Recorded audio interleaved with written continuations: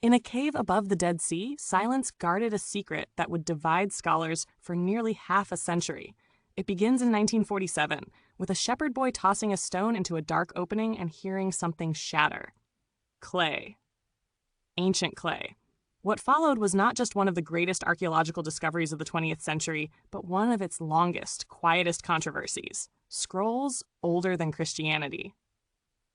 Texts that could reshape our understanding of the Bible, Judaism, and history itself. And yet, for decades, most of the world was not allowed to read them. The Dead Sea Scrolls were fragile, inked on parchment and papyrus, smelling faintly of dust and time. They were gathered from caves near Qumran and brought into a web of museums, vaults, and academic committees. A small team of scholars, brilliant, dedicated, and fiercely protective, was appointed to study them. Years passed, then decades. Publications came slowly. Access requests were denied. Photographs were locked away. Outside that circle, frustration grew. Rumors spread in lecture halls and whispered conferences. What were they hiding?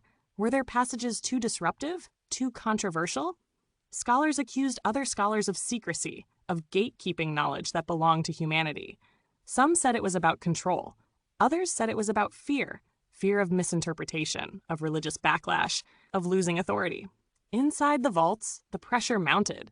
The work was painstaking. Fragments the size of fingernails had to be matched like a puzzle scattered by time itself. But outside, patience was running out. By the 1980s, the controversy reached a breaking point.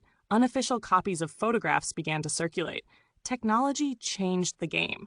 Computer reconstructions made it possible to piece together texts without physical access. The walls of exclusivity cracked. And in 1991, after decades of resistance, the gates finally opened. Full photographic access was released. Scholars around the world could read the scrolls for themselves. The result was not scandal, but clarity. No hidden bombshells, no erased histories. Instead, a richer, more nuanced picture of ancient religious life. The real revelation wasn't what the scrolls said, but what secrecy had done. How control over knowledge can distort trust. How even well-intentioned guardians can become barriers. Today, the Dead Sea Scrolls are digitized, shared freely, studied by anyone with curiosity and a screen. The caves are quiet again, but their lesson remains loud. Knowledge wants light. And when it's kept in the dark too long, the shadows grow larger than the truth. If you enjoyed this story, please like, share, and subscribe. Your support helps the channel grow and keeps these hidden histories alive.